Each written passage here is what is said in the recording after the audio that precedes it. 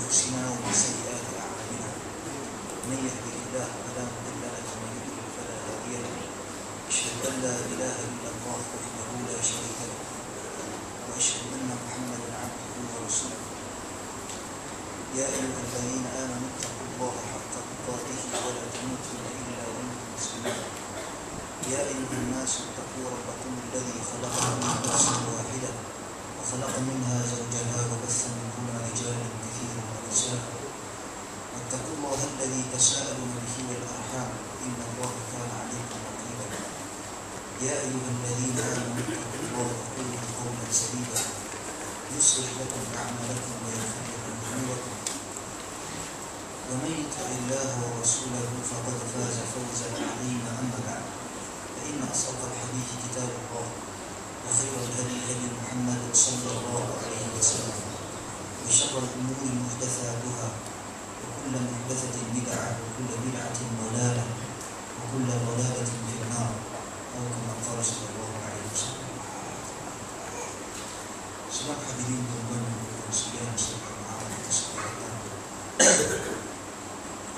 Dan kita sambung kajian kita daripada kitab Talbis Iblis karangan Imam Abdul Faraj Ibn Jauzi rahimahullah.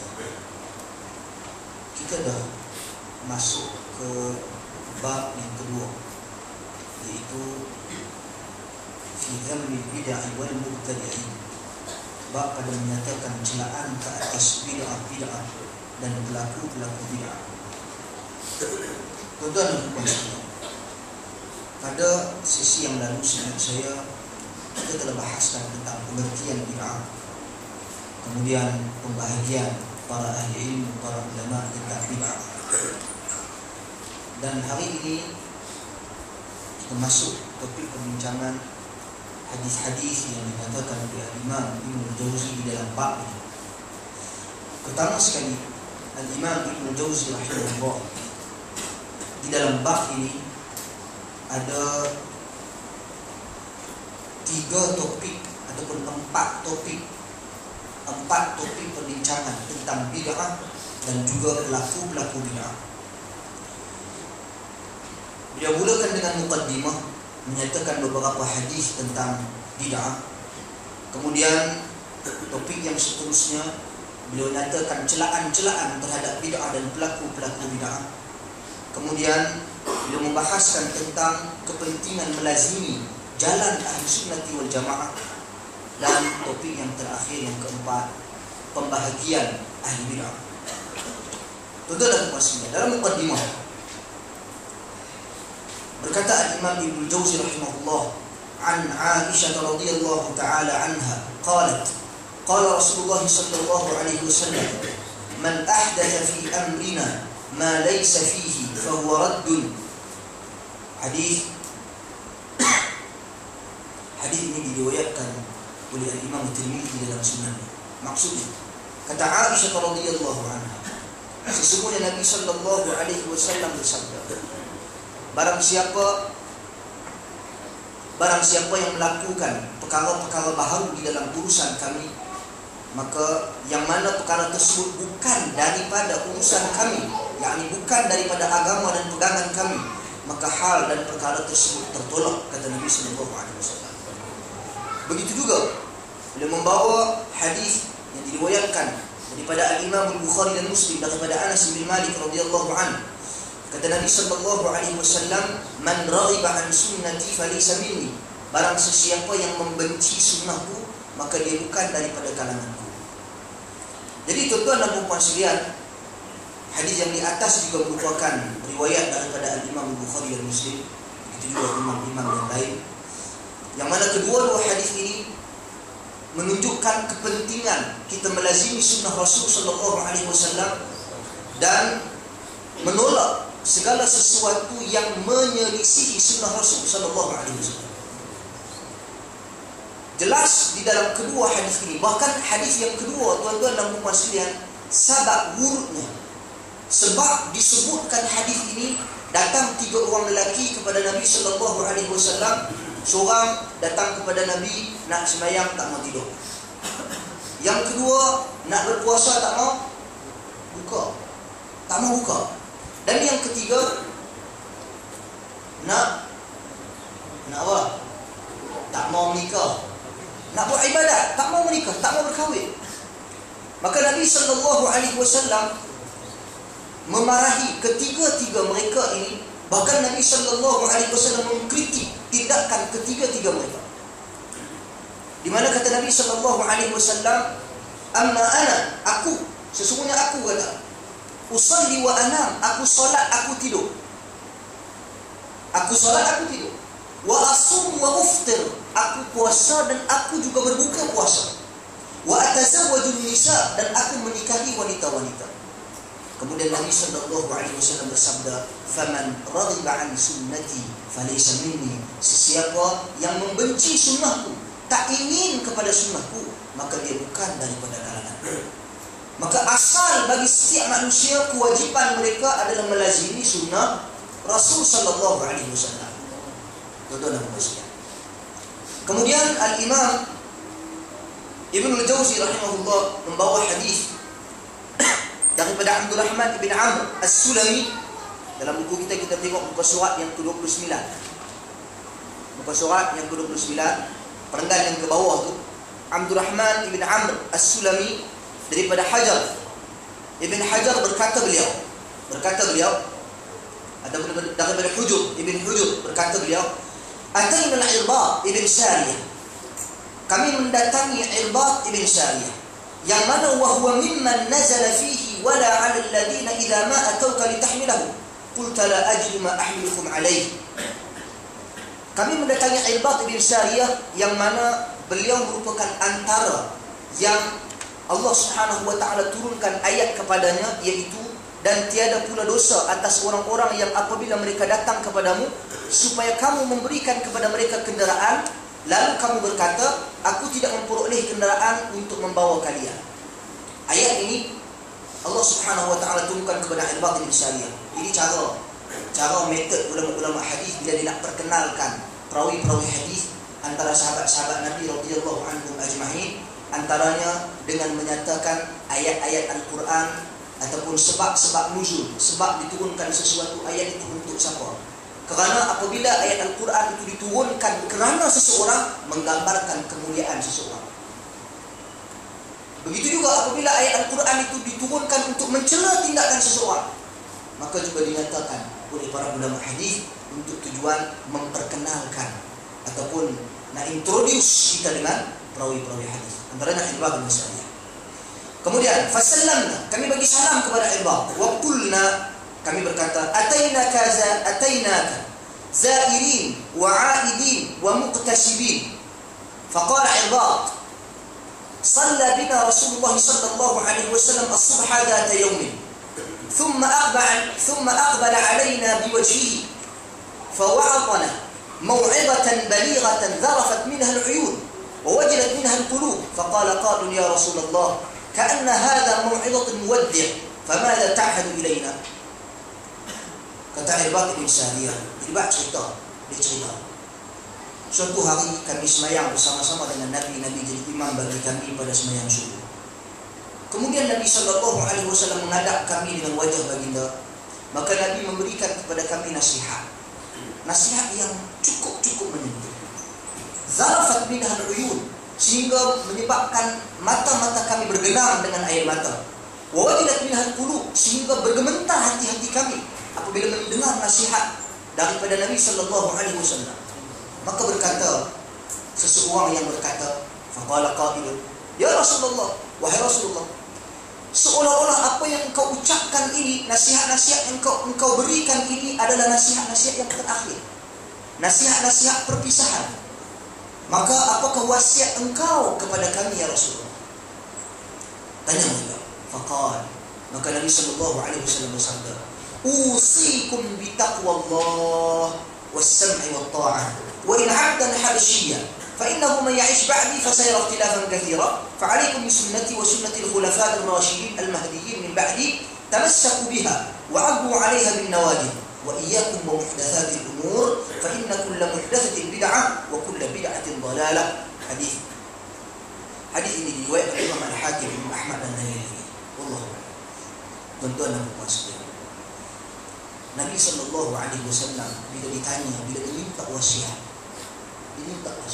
kata Nabi, aku wasiatkan kepada kamu semua agar bertakwa kepada Allah Subhanahu wa taala. Kedua, aku wasiatkan kepada kamu semua agar kamu dengar dan taat walaupun yang memerintah kamu hamba habsyi, yakni hamba yang berkulit hitam. Ketiga, kata Nabi SAW, sesiapa yang hidup selepas daripadaku, yakni selepas kewafatanku, maka dia pasti akan melihat perpecahan yang begitu banyak. Maka Nabi memberikan solusinya. Keempat, tetaplah, lazimilah sunnahku dan sunnah khulafa ar-rasyidin, yang mana mereka diberi petunjuk oleh Allah Subhanahu wa taala selepas daripada aku. Berpeganglah dengannya dan didiklah ia dengan gigigal ham kalian. Kelima, solusinya juga, hendaklah kamu menjauhi perkara-perkara yang baru dalam agama. Sesungguhnya perkara-perkara yang baru dalam agama itu adalah bid'ah, dan setiap bid'ah itu adalah sesat, kata Nabi sallallahu alaihi wasallam. Ini wasiat tuan-tuan dan puan sekalian yang diberikan oleh Nabi sallallahu alaihi wasallam apabila diminta untuk memberi wasiat. Hadis ini subhanallah cukup banyak nasihatnya. Sangat-sangat banyak nasihatnya. Kalau kita nak bahas pasal ini 2 hari 2 malam tadi. Tapi saya cuba ringkaskan kepada beberapa faedah penting daripada hadis ini. Pertama, tuan-tuan dan puan sekalian,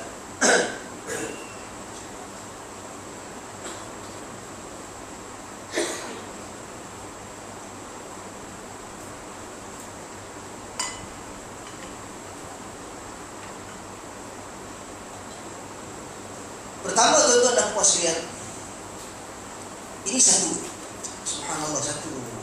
faedah yang menarik yang mungkin jarang kita dengar.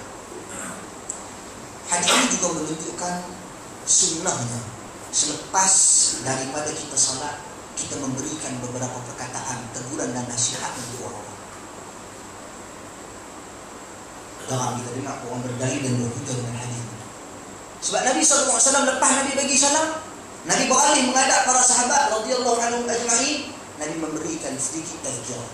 Walaupun ia tidak menjadi rutin harian, Nabi tak jadikan rutin harian.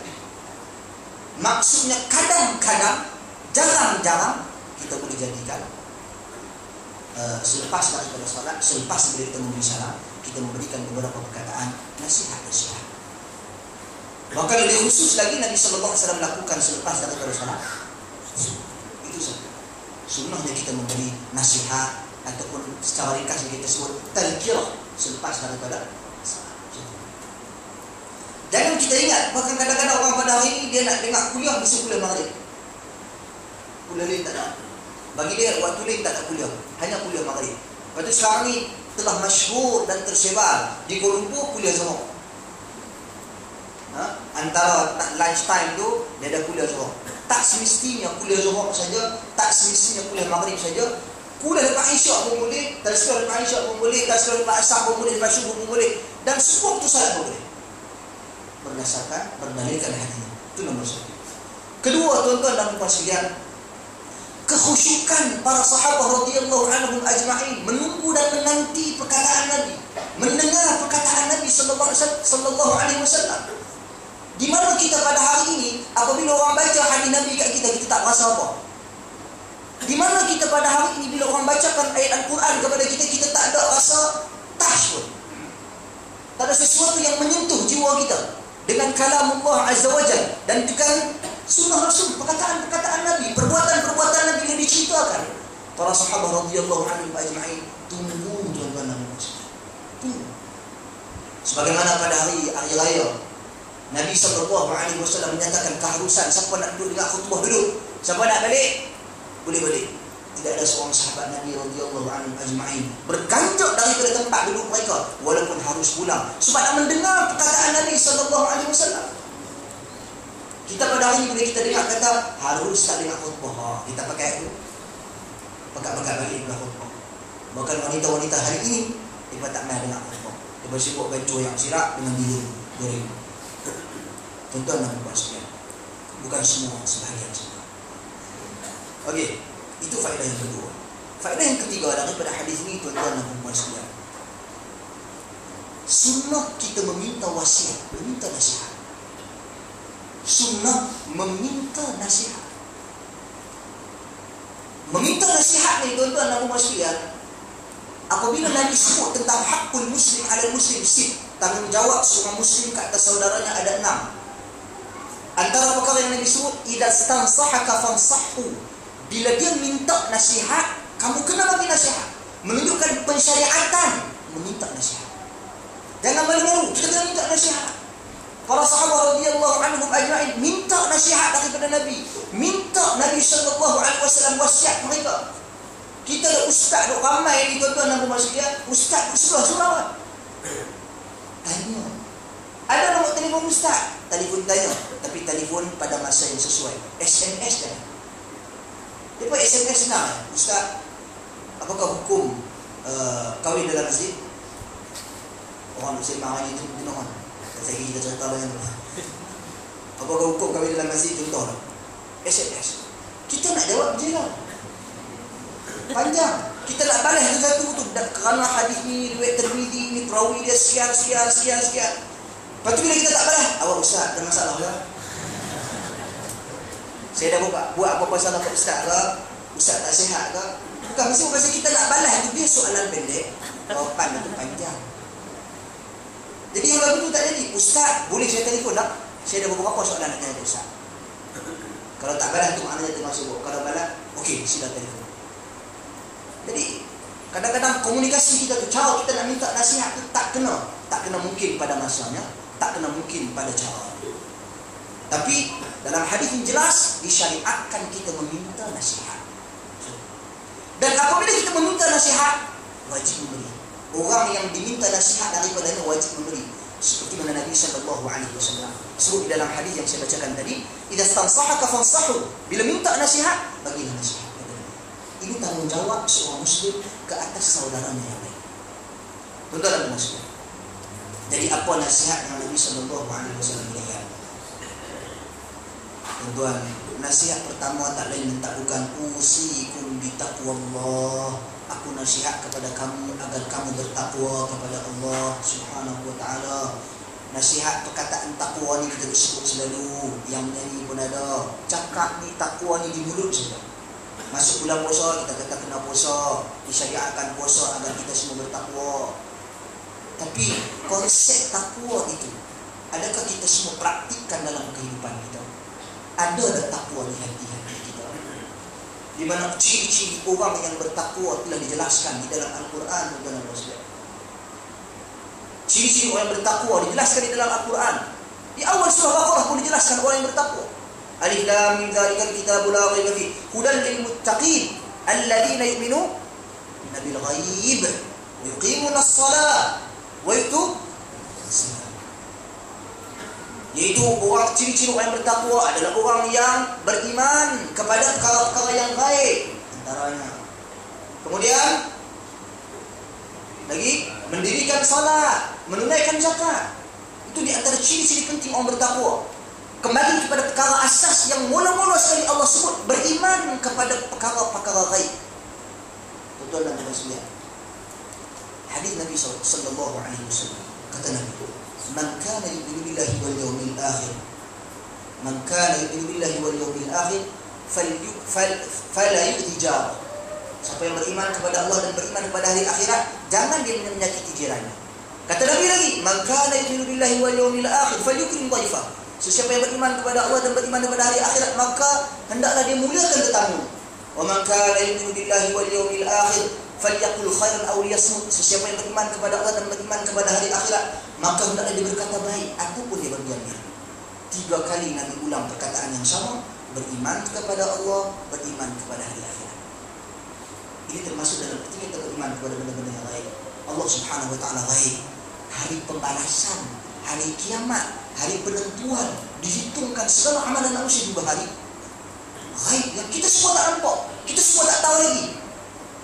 Tapi antara ciri-ciri orang bertakwa, sebab apa dia meninggalkan maksiat, sebab apa dia mentaati segala perintah Allah Subhanahu wa taala, sebab dia beriman di sana ada hari pembalasan. Dia takut dengan hari pembalasan, sebab itu dia tinggalkan maksiat. Dia takut dengan hari pembalasan, sebab itu dia mendekati Allah Subhanahu wa taala perintah dia, meninggalkan segala bid'ah. Ciri-ciri orang yang bertakwa. Sebab tu Nabi SAW pertama sekali disebut, aku wasiatkan kamu agar kamu bertakwa kepada Allah Subhanahu wa taala. Wasiat takwa ni bukan kecil. Wasiat takwa ni sangat besar bagi orang yang memahami erti ataupun nilai takwa itu sendiri. Dia pernah tanya dulu, saya pernah cerita kepada Syekh Abdul Muhsin Abbad rahimahullah. Begitu juga kepada Mufti Saudi Syekh Abdul Aziz Al-Syekh. Bila saya tanya kepada dia, saya dan beberapa orang sahabat, kami ke Riyadh, ke masjid beliau. Saya ingat saya selepas solat asar. Selepas daripada solat asar, kami mendekati dia jadi imam di solat asar pada ketika itu. Saya mendekati dia, Syekh, minta bagi nasihat dekat kami sikit, bagi wasiat. Dia kata, usikum bi taqwallah.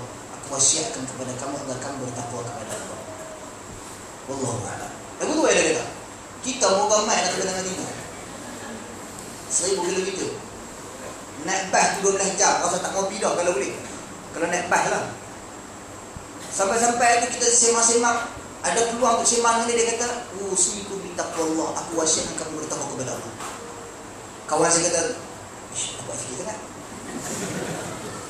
Saya pun kata, mereka tak mau cakap, suruh kita cakap. Saya kata, Syekh, hal yakfi, cukup dah hal ni. Dia kata, nah, ya, adakah benda lebih besar daripada takwa kepada Allah Subhanahu wa taala? Apa lebih besar? Perkataan takwa ini jami' dan mani'. Perkataan takwa ini lengkap sempurna. Yang mana bila kita nak bertakwa kepada Allah, kita kena belajar, kita kena tuntut ilmu. Bila kita nak bertakwa kepada Allah, kita kena beramal dengan ilmu kita. Bila kita nak bertakwa kepada Allah, kita kena faham akan agama. Kamu boleh bertakwa. Nak bertakwa macam mana kalau tak ada ilmu? Nak dikategorikan orang yang bertakwa macam mana kalau sekiranya ada ilmu tetapi tidak beramal dengan ilmu?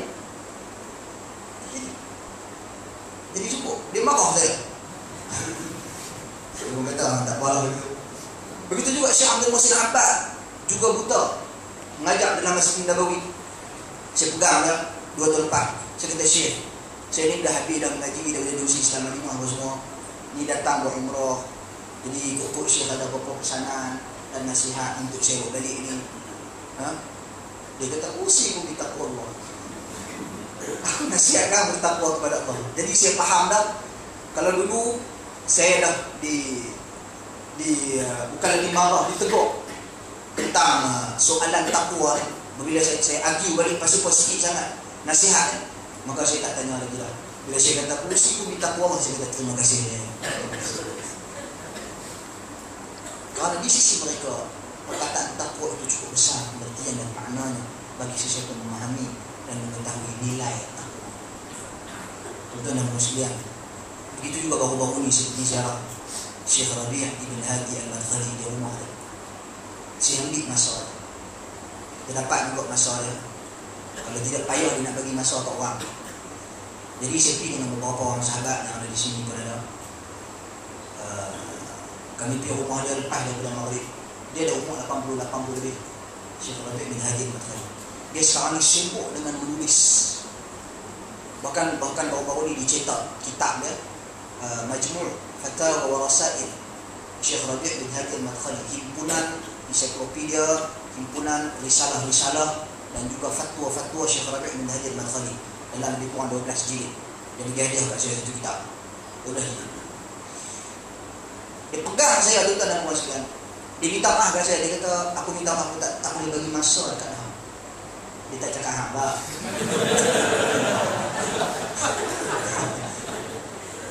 Dia maksudnya dia kata, saya tak boleh bagi masa dekat anda. Anda terlalu sibuk. Dia kata, wallahi ya Fathul Bari, demi Allah ya Fathul Bari, uhibbul ilm, aku cintakan ilmu. Uhibbul ilm, aku cintakan ilmu, aku cintakan ilmu. Usika bil ilm, aku wasiatkan kamu dengan ilmu. Sibukkan diri dengan ilmu. Lepas tu dia tarik tangan saya, dia naik bilik dia, bilik kecil dia. Dia tak larak lah, dia jalan pelan-pelan, tapi masih tegas lagi. Dalam bilik dia buku-buku bertabak penuh. Dia menulis tulisan. Tuan-tuan, umur 81. Gila ilmu lagi. Umur 81. Jadi kalau kita di sini saya rasa tak ada sampai lagi 8 siri, 7 siri pun tak ada lagi. 7 siri pun tak ada lagi kan. Baru 6 siri saja. Baru umur 60 lebih baru ada saya rasa di sini. 70 tak ada lagi. Kalau umur 80 lebih masih cinta kena ilmu, boleh dikatakan dia macam gila ilmu. Aku tak mau masa aku dengar lain, aku nak kepada ilmu.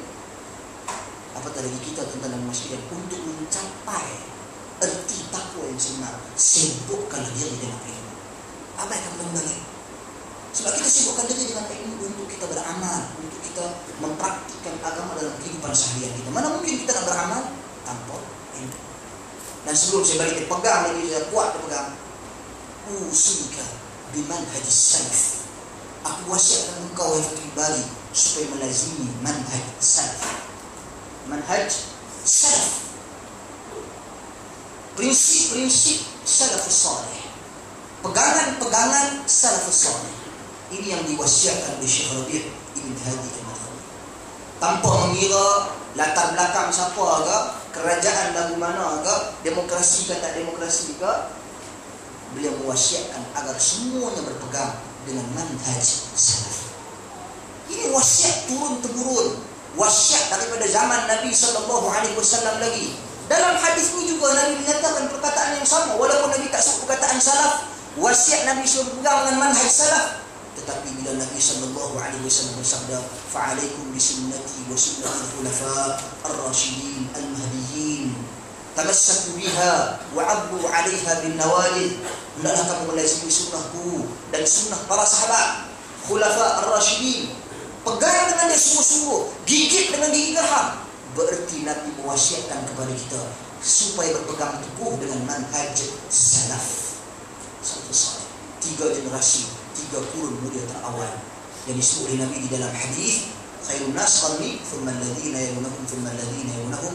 Semulia-mulia generasi adalah generasiku, kemudian yang menyusul selepas daripada mereka, kemudian yang menyusul selepas daripada mereka. Itu wasiat Syekh Rabi' Ibn Hadi Al-Madkhali hafizahullah. Tuan-tuan muslim.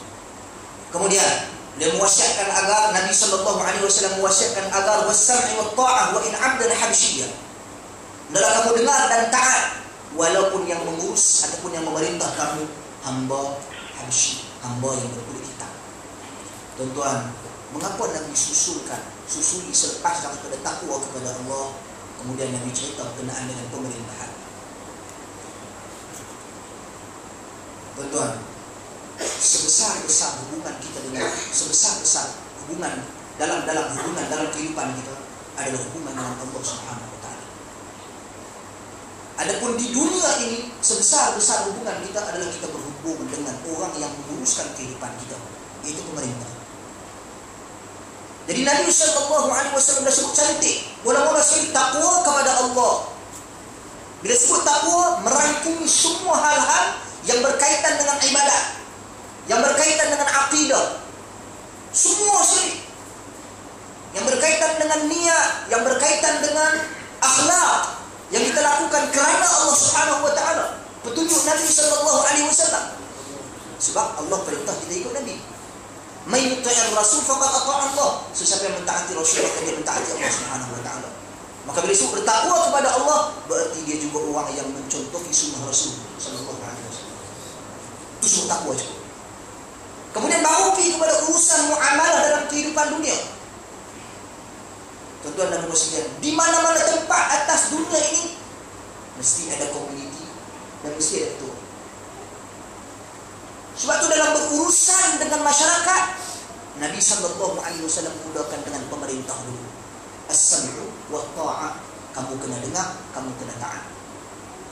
Cerita dengar, cerita taat ni tuan-tuan dan puan-puan, berkenaan dengan isu pemerintah ni, cerita dia agak panjang. Bahkan para ahli ilmu bahas dalam kitabul imarah, kitab berkaitan dengan hukum hakam yang berkaitan dengan pemerintah. Bahkan ulama-ulama akidah meletakkan topik khas berbincang tentang mentaati pemerintah. Ini bukan cerita-cerita kartun, tuan-tuan muslim. Ini cerita serius. Ini tentang pemerintahan. Bahkan apabila ditanya, baru-baru ni saya jumpa juga Syekh Salih As-Suhaimi, Mufti Madinah. Saya pergi ke pejabat dah. Mufti di sana bukanlah kata senang. Payah ada mufti di sana. Tapi dia Kita tengok Gah sebagai seorang mufti itu kedudukannya ada. Jadual harian dia ada. Jadual harian dalam berurusan mengeluarkan fatwa kepada masyarakat itu ada. Tiap-tiap hari dia ada masa lebih kurang dalam pukul 10 sampai pukul 12 angkat telefon. Ada pun orang yang pejabat bertanya tentang fatwa. Tiap hari. Jadi kami pun ambil masa dia itu sikit, setengah jam. Saya pun ada rakam. Mungkin dalam nanti kita akan terjemah, kita akan sebarkan untuk manfaat umum. Kerana saya bawa soalan-soalan dari Malaysia, soalan-soalan yang berkaitan dengan akidah, soalan-soalan berkaitan dengan manhaj, soalan-soalan berkaitan dengan isu-isu semasa dan terkini lagi hangat.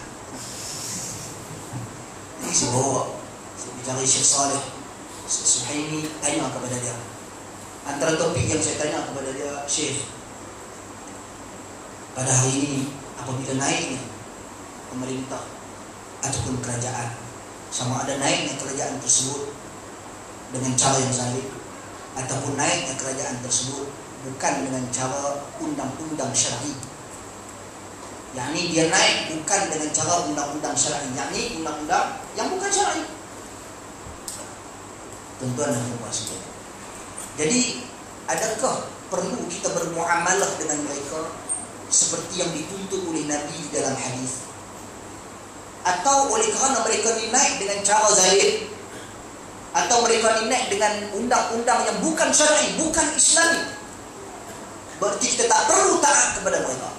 Berarti tidak ada lagi khalifah di atas muka bumi, berarti tidak ada lagi imam di atas muka bumi. Syekh rahimahullah mengkritik pemikiran-pemikiran seperti ini. Kata Syekh Hafizahullah Saleh As-Suhaimi, mufti Madinah, sesungguhnya hadis al-bab jelas kata dia. Dia baca hadis ini satu. Lagi hadis al-bab, walaupun kamu kena dengar, kamu kena taat, walaupun yang memerintah kamu hamba. Begitu juga hadis yang lain daripada riwayat Abu Daud, kata Nabi sallallahu alaihi wasallam, as-sam'u wa ta'ah fi ma hab wa karih. Hendaklah kamu dengar, kamu kena taat dalam perkara-perkara yang kamu suka atau kamu benci. Dan dalam hadis yang lain, wa in daraba dhahrak wa in akhadha malak, walaupun dia pukul belakang kamu, walaupun dia ambil harta benda kamu, kamu tetap kena dengar dan kena taat. Berarti zalim. Kamu kena dengar, tetap kamu kena taat. Tetapi ketaatan dan dengar itu dalam hal-hal yang ma'ruf, dalam hal-hal yang innama ta'atu fil ma'ruf, ketaatan dalam hal-hal yang ma'ruf. Jadi orang yang naik kerana kezalimannya, orang yang naik kerana mempraktikkan undang-undang yang bukan Islami, maka sebenarnya dia adalah pemerintah yang tetap sah. Sebab padanya ada kekuasaan. Itu adalah penilaian yang sebenar.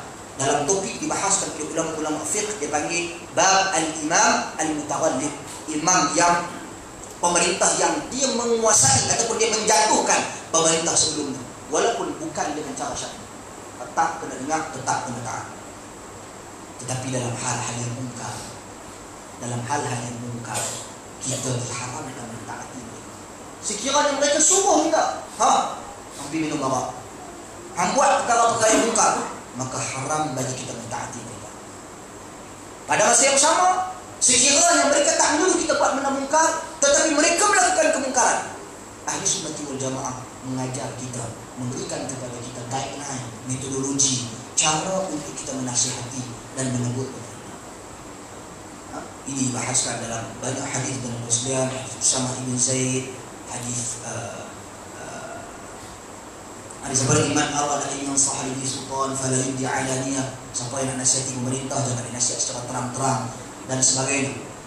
Banyak hadis yang berbicara tentang hal tersebut, walaupun di sana ada sedikit perselisihan di kalangan ahli ilmu dalam memahami hadis-hadis. Yang ada hadis yang menunjukkan sahabat-sahabat Nabi menegur pemerintah secara terang-terang, dan ada hadis yang menunjukkan para sahabat menasihati pemerintah secara tertutup. Jadi kesemua riwayat-riwayat ini ada yang sahih, ada yang lemah. Jadi kalau kita himpunkan yang sahih, tetap ada kontra dia. So bagaimana cara kita nak faham hadis-hadis ini? Lihat pada keadaan kita nak nasihati. Bukan dalam semua keadaan kita boleh bukan semua keadaan, bukan boleh cengih semua. Kita kena timbang antara maslahah dan mafsadah. Tuan-tuan dan puan sekalian, Sebab itu bila orang tanya kepada Syekh Saleh As-Suhaimi, atau bila saya tanya kepada Syekh Saleh As-Suhaimi tentang isu di Libya, contoh isu di Libya, Muammar Gaddafi, yang jelas kezaliman, bahkan yang jelas akidahnya itu akidah yang kufur, akidah. Tuan-tuan dan puan sekalian, fatwa para ahli ilmu tentang akidah Muammar Gaddafi dah lama lah, bukan baru 2-3 hari ini ya. Tetapi adakah bererti boleh kita menghalalkan darah dia? Tak boleh. Menghalalkan darah satu isu yang sangat besar. Fatwa-fatwa yang menghalalkan darah Muammar Gaddafi ini menyelisih fatwa Ahlussunnah wal Jamaah. Kerana tuan-tuan dan puan sekalian, impak dan kesannya sangat buruk kepada masyarakat, khususnya bagi orang-orang yang jahil. Mereka di tempat-tempat mereka nanti naik pemerintah buat benda-benda yang boleh dikaitkan dengan kekufuran, contoh bunuh, halal darah, semua akan menggunakan fatwa-fatwa seperti itu. Jadi di mana keamanan yang kita semua impikan, tuan-tuan dan puan sekalian? Jadi para ahli ilmu, para ulama ini sangat berhati-hati dalam mengeluarkan fatwa. Sebab itu kata Syekh Saleh As-Suhaimi, aku beriktikad bahawasanya akidah Muammar Gaddafi ini akidahnya akidah yang batil, kufur. Tetapi pada masa yang sama, menurut pandangan, apa tindakan yang diambil oleh rakyat Libya pada hari ini, pemuda-pemuda mereka pada hari ini, satu tindakan yang salah, kerana mereka tidak menimbang antara masalah dan masalah. Kena bunuh hari itu betul. Dia maki-maki puah tak buat. Dia terdik, lasik, kata dalam masyarakat. Kena ada tentera, contoh baling batu kena reka, kena tentera, dia hantar bom, hancur, musnah masjid, meletup sana sini. Adakah ini boleh dikategorikan sebagai masalah? Kerana tindakan kita yang ikut hawa nafsu tentang masyarakat menyebabkan matinya ramai daripada kalangan manusia. Ingat, jika kita merupakan penyebab kepada matinya seorang muslim lagi mukmin, hukumnya tuan-tuan dan puan sekalian haram, dosanya sangat besar di sisi Allah Subhanahu wa taala. Bahkan dari dalam Al-Quran, Allah Subhanahu wa taala berfirman, "Wa may yaqtul mu'minan muta'ammidan fajazaohu jahannam." Sesiapa yang membunuh orang mukmin dengan sengaja, maka tempatnya dalam neraka. Jadi kalau kita ada tangan, kalau kita ada menjadi punca kepada penyebab terbunuhnya orang mukmin yang lain, maka tuan-tuan dan puan dibimbangi kita terbunuh di kalangan orang yang Allah Subhanahu wa taala jadikan neraka jahanam bagi kita. Sebab itu para masyayikh, para ulama menasihati pemuda-pemuda di Libya, pemuda-pemuda di Mesir, melazimi rumah-rumah mereka, mendekatkan diri mereka dengan Allah Subhanahu wa taala, muhasabah diri, cek balik macam mana ni boleh naik di mangkuk ini macam ni. Ini sebab siapa ni? Mungkin sebab aku, mungkin sebab jiran aku, mungkin sebab komuniti, mungkin sebab masyarakat. Ini satu hal yang penting yang dibahaskan oleh para ahli. Wallahu a'lam. Kemudian Nabi sallallahu alaihi wasallam berpesan, sesungguhnya barang siapa yang hidup selepas daripada kematianku, kewafatanku, Nabi bagi isu, Nabi bagi masalah, fasayara ikhtilafan katsira, dia akan melihat perpecahan yang banyak. Perpecahan memang berpecah. Tuan-tuan dan puan sekalian, syaitan dah sebut dah benda ni. Kata Nabi SAW, inna syaitan ya'is ay yu'bad fi jaziratil Arab. Sesungguhnya syaitan ni dia dah bosan. Maksudnya dia dah berusaha, tapi dia dah putus asa untuk menjadikan orang Arab tu menyembah dia di tanah Arab. Dia tak mampu nak buat orang Arab sembah dia, tak mampu. Payah. Tetapi apa yang dia buat? Walakin at-tahrish bainahum. Tetapi setan apa yang dia buat? Dia melaga-lagakan sama-sama orang Arab. Jadi kan mereka perang saudara, bergaduh sama-sama sendiri, berbunuh sama-sama sendiri. Ini satu kejayaan setan dalam Islam. Ini perpecahan yang Nabi SAW dah habaq kita. Sebab tu Arab ni kalau dia buat baik-baik sungguh-sungguh, tapi kalau dan dia buat pecah-pecah sungguh-sungguh, habis semua. Oleh kerana itu Nabi berpesan, kamu akan melihat perpecahan yang banyak. Nabi turut bagi kepada kita jalan penyelesaian. Perpecahan ini yang Nabi SAW maksudkan bukan saja dalam isu akidah. Isu akidah paling penting, nombor satu, tak boleh berpecah. Juga Nabi SAW maksudkan dalam isu-isu fiqh, isu-isu fiqh, isu-isu ibadah, juga isu-isu akhlak, juga isu-isu muamalah, dan semua apa-apa perkara yang berkaitan dengan agama, maka Nabi seboleh-bolehnya tak bagi kita berpecah. tak bagi kita berselisih. Tengok, Nabi tak guna perkataan iftiraq dalam hadis. Nabi tak guna fasayara iftiraqan kathira, kamu akan tengok perpecahan. Tak, Nabi guna ikhtilafan, kamu akan tengok perselisihan yang banyak. Berselisih tak selisih berpecah. Tapi semua perpecahan itu terhasil daripada perselisihan. Jadi Nabi pergi kepada pucuk bangkai dulu. Mula ada perselisihan dulu. Bila hampa ada perselisih saja, bab akidah ke, bab fiqh ke, bab ibadah ke, bab akhlak ke, bab amalan ke, solusinya tuan-tuan dan puan-puan. Pertama kata Nabi, alaikum bisunnati, lazimi, tetapkan dengan sunnah. Bab akidah, orang bersisih pasal akidah, kita kembali kepada sunnah Nabi sallallahu alaihi wasallam. Baru saya dengar dalam satu radio, tuan-tuan beritahu dari radio tu, tak boleh saya sebut radio mana, tapi saya rasa tahulah. Dalam satu radio tentang orang sekalian, saya dengar ada seorang tokoh agama ilmuwan daripada Indonesia dijemput untuk berbincang tentang isu yang berkaitan dengan akidah. Satu kitab yang dikarang susun oleh seorang tokoh juga ilmuwan, Syekh Alawi Al-Maliki, dibincang di dalam radio tersebut. Kemudian dia bahaskan tentang akidah. Dia bahaskan tentang akidah Al-Asy'ariyah. Tuan-tuan dan puan sekalian, pertama sekali, kita tak pernah diberi ruang dalam radio pun. Cuba try tengok lagi. Try tengok lagi. Jemput tengok kita. Dia tak jemput kita, dia cakap. Kita cakap seorang-seorang. Tuan-tuan, orang mendengar satu fitnah dan beberapa pendustaan atas nama para ulama yang dilakukan. Apa dia kata? Al-Imam Ibn Kathir berakidah dengan akidah Asy'ariyah. Ini semua imam-imam ni berakhir dengan akidah Asy'ariyah. Dia sebut nama-nama. Antara Al-Imam Ibn Kathir. Saya kata, bila Ibn Kathir ni? Ibn Kathir kalau buka kitab tafsir dia, Ibn Kathir anak murid Ibn Taimiyah. Tuan-tuan dan puan-puan. Jadi, benda-benda seperti ini, perselisihan-perselisihan yang masyarakat boleh membuatkan masyarakat salah faham tentang ilmu akidah. Kita tak nafikan di sana ada pertempuran di antara akidah salaf dan akidah khalaf. Di sana ada perselisihan pandangan di antara akidah salaf dan akidah khalaf. Kita nak ajak semua orang kembali kepada salaf. Akidah ni sebenarnya kalau teliti balik, dia takkan berbeza. Mana mungkin dia nak kata bahawasanya akidah Al-Asy'ariyah. Mungkin ini detail sikit ya. Tuan-tuan dan sekalian, yang apa pula akidah Asy'ariyah, akidah tuan-tuan. Asal akidah kita adalah akidah yang Allah wahyukan kepada Nabi sallallahu alaihi wasallam. Asal akidah.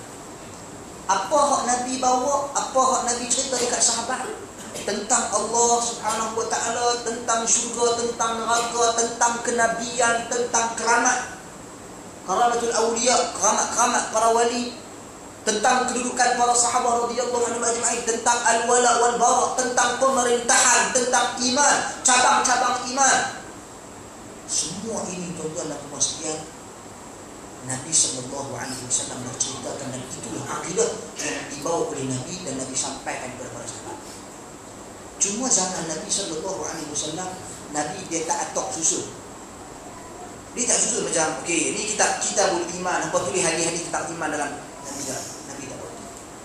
Apa tulis ini rukun, ini rukun Islam, ini rukun iman, ini rukun.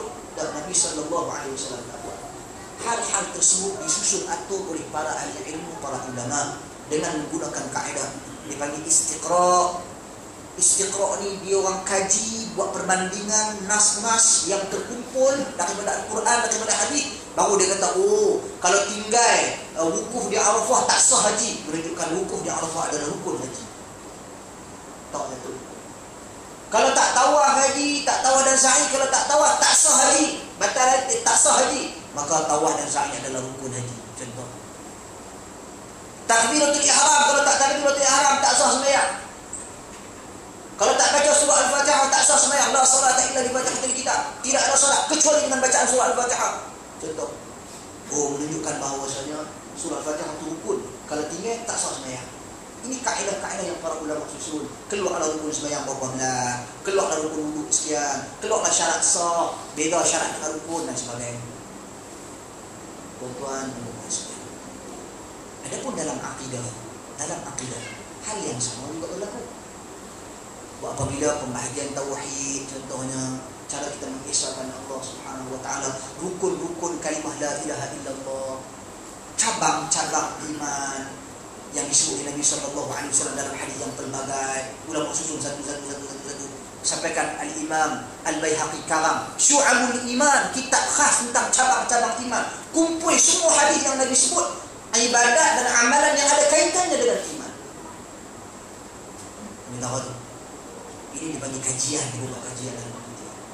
Tapi walaupun kita katakan para ahli ilmu membagi-bagi, disusun etok bagi elok, tetapi mereka tak buat penambahan dan mereka tak buat pengurangan. Sebab ini adalah akidah. Sebab ini bersumberkan nas wahyu. Berbeza dengan apa yang mula-mula dibawa oleh Abu Hasan Al-Asy'ari yang dipengaruhi oleh bapa diri dia, Ali Al-Jubba'i. Yang mana Ali Al-Jubba'i ini, tuan-tuan dan puan sekalian, merupakan bapa tiri dia yang kahwin dengan mak dia, yang mendidik dia, mengajak dia daripada kecil. Dan Ali Al-Jubba'i merupakan tokoh Mu'tazilah yang terkenal.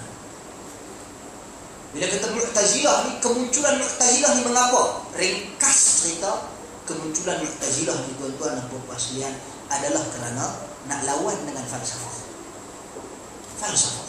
Falsafah seperti mana kita ketahui, hubbul hikmah. Mereka suka pakai akal, logik akal. Setiap sesuatu tindakan mesti ada logiknya. Begitu juga bila mereka membahaskan tentang isu ketuhanan, mereka nak cari dari sudut logik akal. Macam mana itu Tuhan? Jadi bila mereka membawa logik ini, tuan-tuan dan puan sekalian, untuk mengenal Tuhan pun mereka bawa logik, maka timbul kebimbangan sebahagian daripada umat Islam.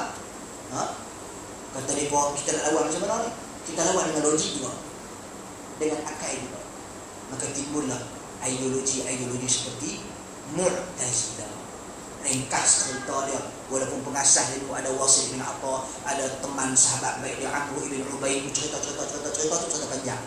Saya nak cerita ringkas dia. Antara punca sebab utama lahirnya ideologi Mu'tazilah yang menjadikan akal penentu kepada sesuatu perkara itu baik ataupun buruk.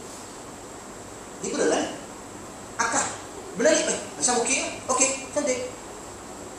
Macam tak okey lah. Tak okey. Dia kira macam tu ya. Senang pakai akal. Di sisi Mu'tazilah.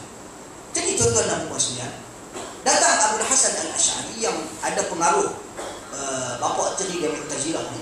Kemudian juga selepas dia ada beberapa perbincangan dengan bapa tiri dia, dia tak setuju dengan bapa tiri dia tentang hukum budak ataupun bayi yang dilahirkan oleh orang bukan Islam. Tempatnya di mana? Neraka ke syurga? Jadi pak tiri dia pun confuse nak jawab, tak erti. Dia kata pak tiri pun dikawal. Jadi menyebabkan dia meninggal akidah Al-Asy'ari, akidah Mu'tazilah, pegangan Mu'tazilah. Sehingga dia terkesan dengan seorang tokoh juga yang bernama Muhammad ibn Kilab, yang mana pembawa pengasas kepada akidah Al-Kullabiyah. Detail sikit, gambaran saja. Yang mana keluarlah sifat-sifat Allah Subhanahu wa taala itu, membahaskan banyak isu ketuhanan. Sebab isu ketuhanan ni kita tak boleh pandang remeh. Sebab Allah Subhanahu wa taala Maha Ghaib. Bila ghaib, tuan-tuan dan puan sekalian, bila kita tak nampak Allah Subhanahu wa taala, kalau ada di sana orang yang berani bercakap tentang sesuatu yang dia tak pernah tengok, maka dalam hal-hal lain dia akan lebih berani mengulas. Dia akan lebih berani hentam keromok. Pasal apa? Pasal tentang Allah yang dia tak nampak pun dia boleh bercerita. Dia boleh komen, dia boleh kata, mungkin tak boleh, mungkin macam ni kot. Kita kena takwil macam ni, kita kena kata macam ni.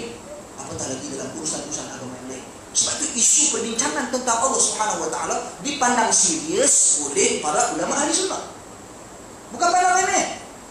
Siapa pandang remeh tentang isu-isu yang berkaitan dengan Allah Subhanahu wa taala, tentang ketuhanan, maka sebenarnya dia telah menyelisihi prinsip-prinsip dasar ahli sunnah wal jamaah.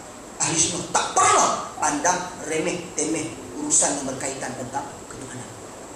Jangan pandang remeh. Jangan kita ingat tak wala kita aku beriman dah. Tuan-tuan dan puan sekalian, nak merasai kelazatan iman, nak merasai kelazatan iman, kita kena ada perasaan ihsan. Al-ihsan, An ta'budallaha ka'annaka tarah, fa in lam takun tarah fa innahu yarak. Kamu menyembah Allah Subhanahu wa taala seperti kamu melihatnya, seolah-olah kamu melihatnya. Kalau kamu tak melihatnya, nescaya dia melihat kamu. Melihat Allah Subhanahu wa taala, kalau kita tak tahu sifat Allah Subhanahu wa taala, bagaimana tuan-tuan dan puan-puan kita nak merasai ihsan, nak merasai rasa ubudiyah, rasa takut ketika mana kita menyembah Allah, ketika mana kita beribadat kepada Allah Subhanahu wa taala. Semua ni mai daripada ihsan.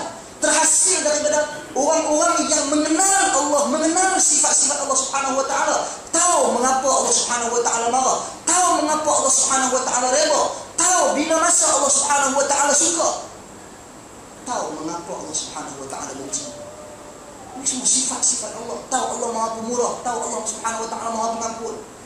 Sebab itu kehidupan dia sentiasa dia nak ikat diri dia dengan memohon ampun, astagfirullah. Sebab apa? Sebab dia kenal sifat-sifat Allah Subhanahu wa taala. Berbeza dengan orang yang memandang remeh sifat-sifat Allah. Dia kata, alah, perbincangan ni khilaf habis jam, caranya kelai. Tuan-tuan, memang kena kelai. Memang kena kelai. Bila kita bincang tentang sifat-sifat Allah Subhanahu wa taala, tak dapat tidak, kita kena bertengkar bawah.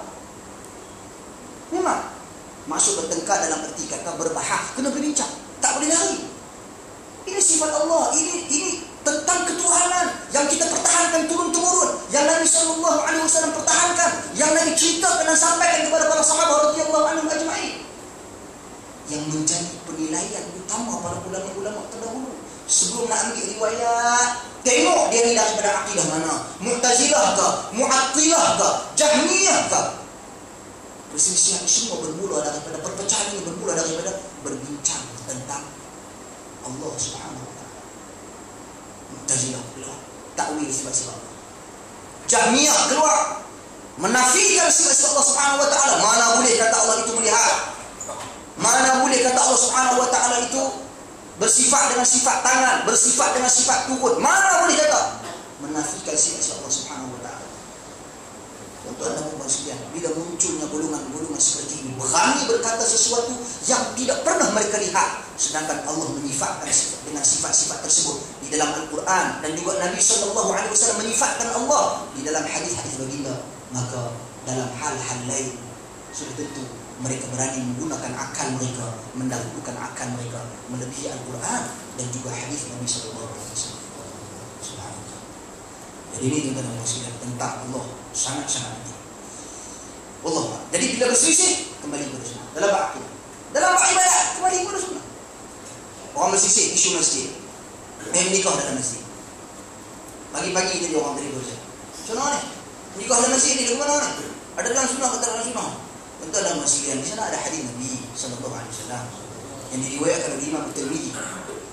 Kata Nabi sallallahu alaihi wasallam, "A'linu nikah waj'aluhu fil masajid." Waj'aluhu fil masajid wadribu biha ad-dufuf. Maksudnya, iklankanlah nikah kalian. Bila nikah tu kena buat iklan, jangan nikah diam-diam. Nikah buat iklan bagi tahu orang. Satu. Kedua, kata Nabi SAW, buatlah nikah tu di masjid. Dan pukullah dufuf, yakni kompang-kompang pada hari kahwinan tersebut. Okey. Hadis ini tuan-tuan dan puan-puan, para ahli ilmu telah menyatakan status dia diriwayatkan oleh Imam Tirmizi dalam Sunan, begitu juga oleh Imam Al-Baihaqi. Dalam riwayat Al-Imam Tirmizi ada seorang perawi yang diberi nama Isa ibn Maimun, yang mana beliau merupakan seorang perawi yang dhaif, lemah. Begitu juga dalam yang diriwayatkan oleh Imam Al-Baihaqi dalam Sunannya ada perawi yang bernama Khalid ibn Iyas, juga merupakan perawi yang sangat lemah. Menyebabkan tuan-tuan dan puan sekalian, yang sahihnya a'linun nikah, itu saja. I'lankan nikah kamu. Lepas daripada itu, hendaklah kamu buat di masjid dan pukul gendang, pukul kompang, itu adalah riwayat yang dhaif. Walau bagaimanapun jumhur ahli ilmu tuan-tuan dan puan sekalian menyatakan keharusan, jumhur fuqaha harus kalau nak buat di masjid. Tetapi jangan jadikan ia sebagai rutin, jangan jadikan ia sebagai ibadat, jangan menggunakan kalimah-kalimah seperti afdal buat di masjid. Tak boleh. Sunat buat di masjid. Tuan-tuan dan puan sekalian, mereka berdalilkan perbuatan Nabi SAW seperti Nabi melihat anak-anak kecil bermain tombak dalam masjid. Nabi tengok dengan Aisyah radhiyallahu anha di perkarangan kawasan masjid. Maka dia berkata tu, main tombak tak boleh, takkan nikah tak boleh. Para ahli ilmu membahaskan, main tombak ni sebenarnya berlatih untuk berjihad di jalan Allah Subhanahu wa taala. Sebab tu boleh main walaupun dalam masjid, sebab di dalam masjid ni hendaklah kita elakkan berbicara perkara-perkara yang tentang dunianya tu lebih. Bukan kita tak boleh sembang masuk, tentang dunia tu lebih. Tak boleh. Sebab dia asal di dalam masjid tempat untuk kita melaksanakan ibadat. Berbincang tentang ekonomi juga sebenarnya merupakan satu ibadat. Cuma lebih pasal ekonomi ni, kita lupa tentang nak bersedekah, lupa tentang zakat, lupa tentang nak gerakan Islam dan sebagainya. Itu tak boleh. Jadi jawab para ahli ilmu juga, sesungguhnya nikah kahwin juga kita buat kerana Allah Subhanahu wa taala. Jadi apa salahnya buat dalam masjid? Jadi ini satu perselisihan tentang permasalahan. Walau bagaimanapun, pertama sekali kita lihat penyelesaian. Nih, kembali pada hadis ini. Alaikum bisunnati. Hendaklah kamu tetap dengan sunnahku. Lazimi sunnahku dan sunnah khulafa ar-rasyidin al-mahdiyyin. Yang mana kebanyakannya hadis-hadis yang datang tentang perkahwinan Nabi, perkahwinan para sahabat radhiyallahu anhum ajma'in adalah di rumah, yang di luar daripada masjid, bukan dalam masjid. Nampak dalam masjid? Nampak? Jelas. Jadi kalau kita nak kata sunnah Nabi kahwin luar daripada masjid, boleh kita kata, tak ada masalah. Tapi kalau kita nak kata sunnah Nabi kahwin dalam masjid, datangkan dalil. Datangkan dalil. Kalau kita nak kata afdal kahwin dalam masjid, datangkan dalil. Sebab musyarri' yang meletakkan syariat Allah dan Rasul, yang meletakkan afdal ataupun tak afdal, sunat ataupun tidak, Allah dan Rasul, bukan kita. Kita ikut. Cuma kalau kita nak kata siapa kahwin dalam masjid menyimpang daripada ajaran Rasul, saya rasakan perkataan itu agak tegas, agak keras. Kalau kita nak kata siapa kahwin dalam masjid yang menyerupai kawinan Yahudi dan sebagainya, tuan-tuan dan puan-puan, ini juga merupakan perkataan yang agak tegas lagi keras. Melainkan kalau kita lihat dia telah menjadikan rutin anak dia dapat belah orang. Semua kahwin dalam masjid, mesti kahwin dalam masjid. Mana boleh nampak lain? Ya. Mungkin fatwa-fatwa seperti itu sesuai untuk orang-orang seperti itu. Fatwa cengih tadi ni, garang tadi ni, sesuai dekat dia. Sebab dia pun garang dalam meninggalkan sunnah Nabi sallallahu alaihi wasallam. Sesuai.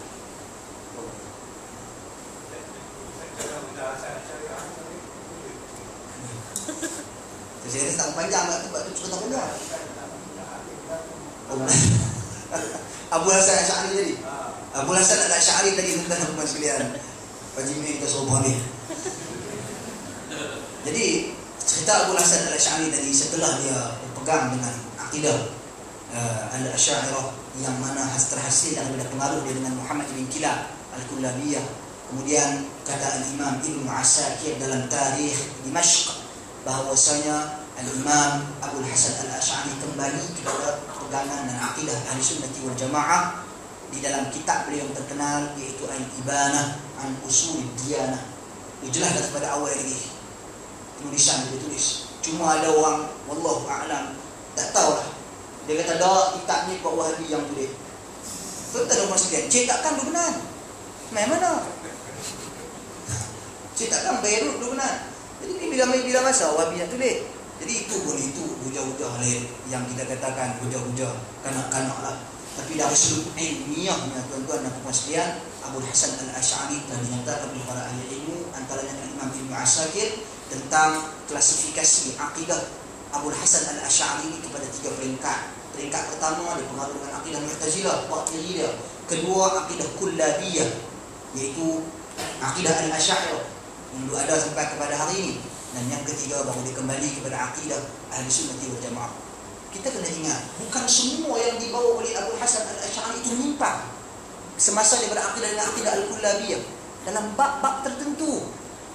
Dalam bab-bab sifat-sifat Allah Subhanahu wa taala, dalam bab-bab qadar, dalam bab-bab iman, pentarifan iman, kemudian dalam bab-bab syurga dan neraka.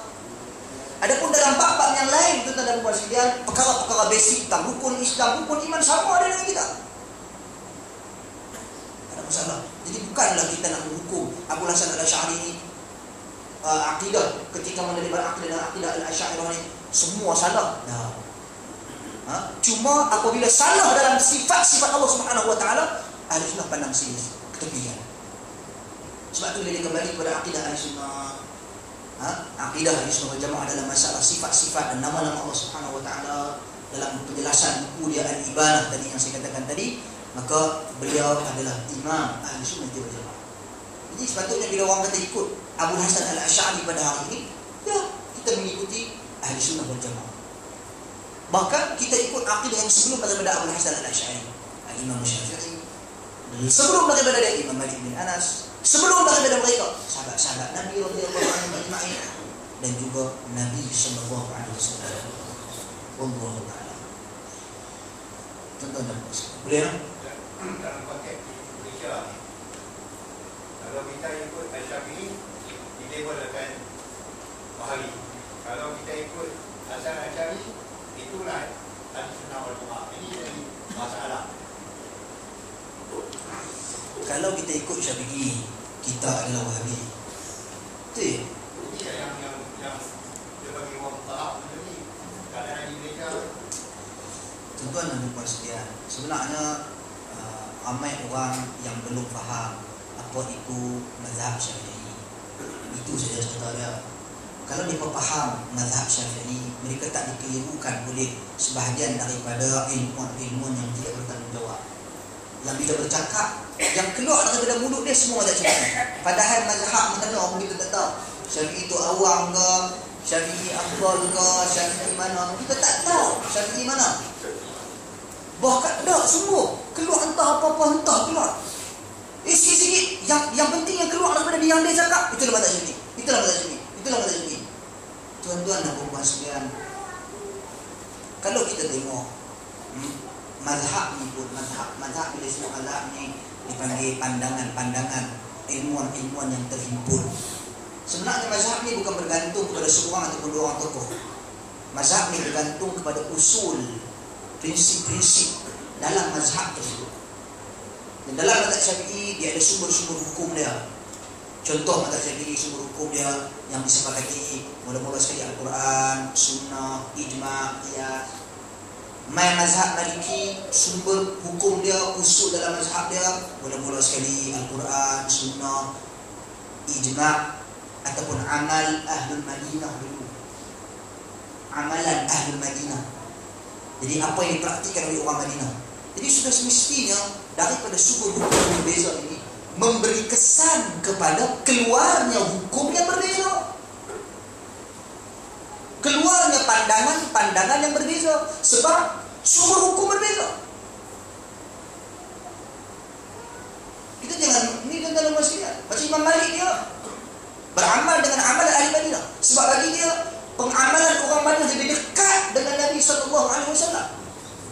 Sebab itu kalau kita tengok dalam qurra, ulama-ulama qari, bukan qari berlagu, ini qurra yang mana termaktub nama-nama mereka dalam sejarah, yang mana bacaan Al-Quran yang sampai kepada kita pada hari ini melalui jalan-jalan dan periwayatan mereka. Dan imam yang diletak nombor 1 kedudukannya, bacaan ini paling hampir dengan Nabi SAW, tepat dengan nombor sekalian, mutawatir. Nombor 1 sekali Imam Nafi'. Nafi' dan nombor sekalian. Nafi' ini negeri mana? Duduk mana? Orang mana? Madinah. Qalu dan Wash, anak murid dia. Sampai tahap tu bacaan orang Madinah didahulukan daripada bacaan imam-imam lain. Sebab apa? Sebab dekatnya mereka dengan Nabi SAW. Itu ceritanya. Jadi saya katakan tadi, bila berbeza sumber hukum dan usul-usul, prinsip-prinsip dalam hal-hal yang lain, dalam usul fiqh, dalam qawaid fiqh, bila berbeza pandangan-pandangan mereka dalam menterjemahkan sesuatu, dalam mentafsirkan al-am, al-khas, al-nasikh, al-mansukh, dalam menjelaskan tentang mutlak, tentang muqayyad, syarat-syarat mutlak, syarat-syarat muqayyad di dalam ilmu usul fiqh, sudah semestinya mereka akan berbeza apabila mengeluarkan pandangan. Jadi mazhab sebenarnya bukan merujuk kepada individu tertentu dah. Sebab tu macam ulama-ulama yang pandangan-pandangan mereka muktabar dalam mazhab Syafi'i, yang dikira muktamad dalam mazhab Syafi'i, antaranya Al-Khatib Asy-Syafi'i, Ibn Hajar Al-Makki, Syekh Zakaria Al-Ansari, Al-Imam An-Nawawi. Saya tanya mereka ni ikut mazhab Syafi'i, ikut siapa? Saya juga kata Imam Syafi'i. Dah, mazhab Syafi'i bukan merujuk kepada Imam Syafi'i saja. Mazhab Syafi'i merujuk kepada usul-usul, dasar-dasar yang terbina oleh ulama-ulama mazhab Syafi'i yang telah disepakati dasar-dasar tersebut dan digunakan pakai oleh ulama-ulama mazhab Syafi'i untuk mengeluarkan hukum. Itu baru panggil mazhab Syafi'i. Jadi tuan-tuan dan puan-puan, itu satu tentang mazhab lah bagi orang kita faham. Seterusnya tuan-tuan yang perlu kita ketahui bahawasanya imam-imam mazhab ini semuanya menyeru kita kepada Al-Quran dan Sunnah. Ketika mana berselisih, dia berseru kita jom kembali kepada Quran Sunnah, Quran Sunnah, Quran Sunnah. Al-Imam Syafi'i, tuan-tuan dan puan sekalian, di antara ulama yang kata Imam Ibn Hazm Al-Andalusi, imam yang paling banyak bercakap pasal kembali kepada Quran dan Sunnah ni Syafi'i. Tapi mai PI kita tak mahu. Ajak Quran Sunnah pun tak mahu. Ajak jom ikut Quran Sunnah. Oi. Kan? Takkan ni tak tahu. Ada dia tu. Itu sebab tu kalau sekiranya Al-Imam Syafi'i rahimahullah masih wujud dalam sekalian rahimahullah, beliau akan lakukan seperti mana yang beliau sebutkan 1400 tahun dulu. Kata beliau secara jelas dalam sekalian, sesungguhnya hendaklah ditangkap orang-orang yang mendahulukan akalnya melebihi Al-Quran dan Sunnah. Ditangkap, dipukul, diikat, diletak di atas unta, dibawa pusing satu kampung dan disebut inilah akibatnya orang yang tinggalkan Al-Quran dan Sunnah dan mendahulukan akalnya. Jadi ini petunjuk tuan-tuan dan puan. Suatu nanti kita akan baca lagi perkataan-perkataan sahabat Nabi yang kesemuanya menjurus. Sebenarnya kita ni tanggungjawab kita kembali kepada Al-Quran Sunnah. Cuma para ulama ni sebagai wasilah perantara. Sebab ilmu kita tak hebat tara mana pun. Ilmu kita banyak niat. Jadi para ulama yang mana mereka dekat dengan zaman kurun generasi muda ni, mereka ada ilmu, mereka ada kefahaman, tajam pandangan mereka, tajam kefahaman mereka. Kita mengambil manfaat daripada ilmu mereka. Mana boleh kita kata aku tak pakai ulama-ulama ni, tak pakai. Nak pakai siapa? Tak boleh. Kita pakai para ulama. Mereka adalah wasilah perantara untuk kita memahami agama. Sebab tu kita tak ta'assub dengan satu ulama. Sebab ulama ramai. Imam Ahmad bukan ulama lah. Kita nak kata apa hubungan Imam Ahmad dengan Imam Syafi'i? Imam Ahmad adalah bukan Imam Syafi'i. Imam Syafi'i mengiktiraf keilmuan Imam Ahmad dalam bidang hadis. Kita nak tahu mana Imam Syafi'i, Imam Malik bin Anas yang merupakan tok guru Imam Syafi'i. Kita nak tahu mana Al-Imam Abu Hanifah yang mana murid-murid dia ni Muhammad bin Al-Hasan Asy-Syaibani, guru pada Imam Syafi'i. Dia pun tak ada masalah pun. Kokoklah mai anak murid Imam Abu Hanifah ataupun mai anak murid Imam Syafi'i dalam kelas anak murid Imam Abu Hanifah. Hang ni mana? Hang Syafi'i, gelak-gelak. Tak ada. Dia pun tak lengkap lagu tu. Sebab mereka mengetahui bahawasanya agama ini matlamatnya satu, kita nak kembali kepada Quran dan Sunnah. Jadi mungkin apa yang aku cakap di sini tak cukup, nak kena tanya Syafi'i macam mana. Mungkin hadis ini aku tak tahu, nak kena rujuk Malik macam mana. Mungkin kurang lagi, nak kena rujuk Ahmad macam mana. Jadi mereka berkongsi ilmu untuk mendapatkan kesempurnaan. Kita ta'assub, tak mau dengar. Mana boleh. Kerana matlamat kita kembali kepada Al-Quran dan juga Sunnah. Allah. Itu komen saya. Jadi dah masa cukup dululah setakat tu perbincangan kita pada malam ni. Kita sambung nanti insya-Allah. Tak habis lagi hari ni kan? Sambung lagi kan? Betul lah. Sini ada satu soalan di sini. Ada dalam pendakwah mereka bersama manhaj salaf, akan tetapi dalam masa yang sama mereka mengkritik ulama salaf seperti Syekh Rabi', Syekh Bani dan sebagainya. Namun tidak dinafikan pada ulama ini ada banyak sumbangan dalam dakwah salaf, terutama dalam fiqh. Adakah mereka termasuk dalam kalangan ahli bid'ah? Dan apakah boleh mengambil ilmu dari mereka? Ini perbincangan ni amatur. Tuan dan puan sekalian, dia macam ni lah. Asalnya kita semua diperintah supaya melazimi para ulama. Itu asal. Okay. Melazimi para ulama untuk mendapat pengetahuan tentang agama. Bukan melazimi taksub dah. Melazimi untuk mendapat pengetahuan tentang agama. Sebab tu Nabi SAW wasiatkan kita supaya melazimi ulama. Kata Nabi, al-ulama'u warathatul anbiya wa innal anbiya lam yuwarrithu dinaran wala dirhama wa innama warathul ilm. Sesungguhnya ulama itu pewaris para nabi, dan para nabi itu mereka tidak mewariskan dirham atau dinar. Sebaliknya mereka mewariskan ilmu. Jadi nak kenal ulama ni, ciri-ciri ulama kita dah bahaskan di Menara Polo. Satu kitab khas yang dikarang oleh guru kami, iaitu Syekh Muhammad Umar Bazmul. Syekh Muhammad Umar Bazmul, tajuk dia Muamalatul Ulama fi Dawil Kitab wa Sunnah. Komunikasi dengan ulama menurut Al-Quran dan Sunnah, agar di zaman ini apabila ilmu Allah Subhanahu wa taala angkat sedikit demi sedikit dengan mematikan para ulama, kita tahu hak mana satu ulama, hak mana satu ulama dalam semua. Kita boleh bisa. Tuan-tuan dan puan sekalian. Jadi dia bagi kepada kita prinsip.